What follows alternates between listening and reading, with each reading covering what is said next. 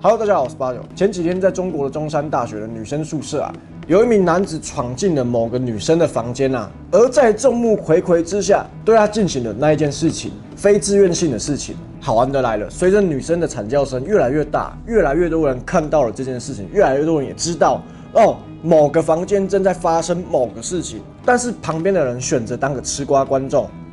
选择冷漠处理。我们先来看这段影片。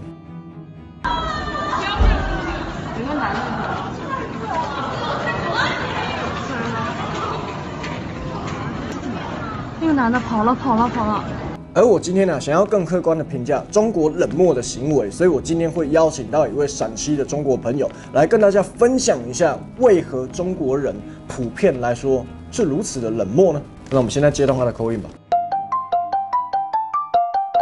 大家好，最近我在 IG 上看到了一个新闻，中国中山大学新华学院女宿舍的一件事情，就是有一个男生进入女生宿舍强一名女学生，当时的女学生在大声呼喊进行求救，但是宿舍外面的人就在吃花生，在远处看并且进行拍摄，没有一个人进行帮助。最后那个男生走掉了，却没有一个人拦着他。最后女生在路边上吊自杀，最后流出学校要求晋升的消息。首先，我对这个女生的遭遇表示同情，这种事情对于我来说是泯灭人性的，是不可原谅的。那个男的就应该落入阿鼻地狱。还有我所发表的仅仅代表我的个人观点，欢迎大家在评论区进行理性的讨论，或者是发表自己的看法。如果你在这里无脑乱骂以及恶意诋毁的话，那我建议你以后都不要再来到这个频道了。在自由世界，我们都是文明礼貌的人，请不要把中国那一套流氓思维带到我们自由世界来。这件事情根据我的经验来看，应该是这个女的是一个普普女生，颜值方面可能就是长得稍微比较好看一点，而且在某些方面有吸引异性的特点。那个男的可能在当地有一定的势力，就如我所说，在中国学校有黑社会性质的学生很多，就是那个人可能在那个学校可以叫来一群人，如果对那些人有意见的话，轻则是被那些人进行人身攻击、语言挑衅以及人格羞辱，重则是那个人的床单被黑社会扔掉，生活用品被黑社会破坏，被黑社会学生和他的同伙进行围殴，打致伤残甚至残废的都有，夸张点被砍死的都有。那些人围观的话，我可以拆分为3点。第一点就是那些人知道犯人的背后势力很强大，而且那个人也有可能非常能打，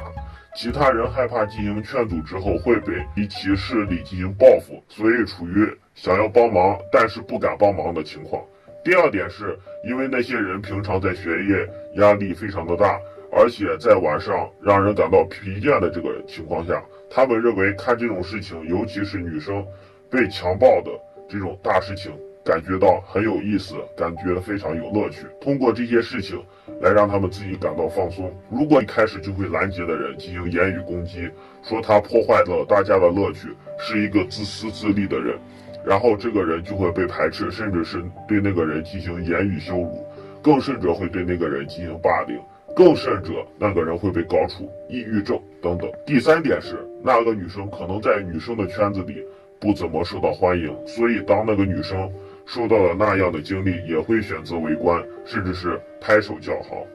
还有剩下的想法就是我以上说的那样一点。其实在中国不仅仅有男学生、女学生，还有不良的女学生、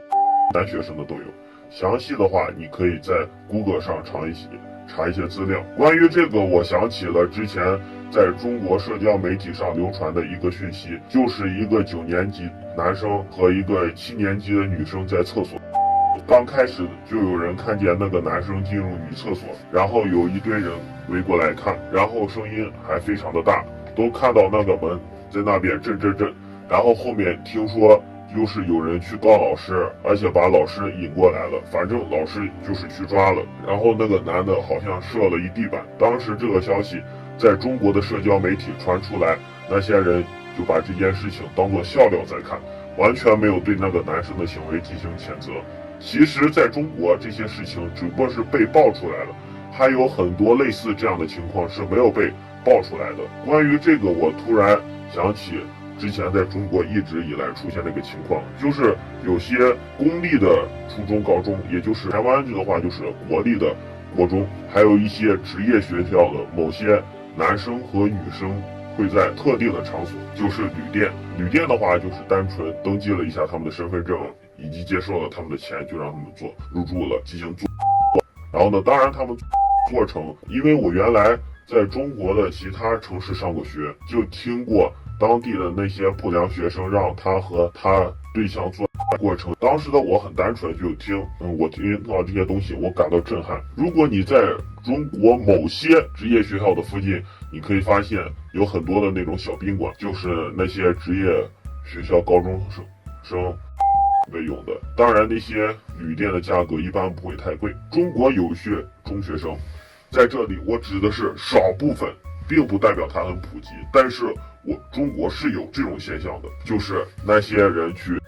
场所找小姐，消费的话会比成年人要高一点。前提条件是这个未成年人长得非常非常的帅，而且看起来很像成年人，以及看起来很有钱的那种。就跟那里面的女人有些小姐还是未成年人，还有的是有些未成年女孩子为了来钱来得更加快一点，去主动找一些社会上那些不三不四的人来对她进行性行为。还有一些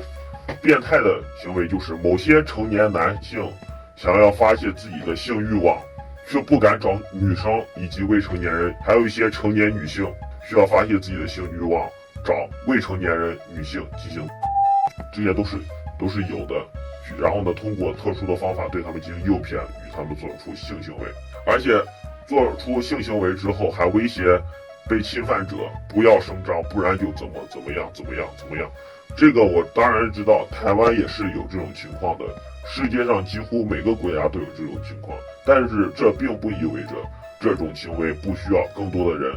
站出来进行抵制。以上的仅是我个人的观点，我所说的不一定全部准确，有些只是听说。欢迎大家进行理性讨论和对我进行指正。还有那句话，如果你的本意是想要指正我，但是却用充满恶意的态度来回答我，那我建议你不要指正了。我这里只欢迎理性的讨论，不理性的我完全可以视为你们对我进行挑衅。还是那句话，你喜欢的就喜欢，不喜欢请你离开。我们没有任何人强迫你来看这则视频。感谢大家的收看。好，那今天影片到这就结束。喜欢记得订阅我，不喜欢记得一定要帮我封锁。我是89，下次见了，拜拜。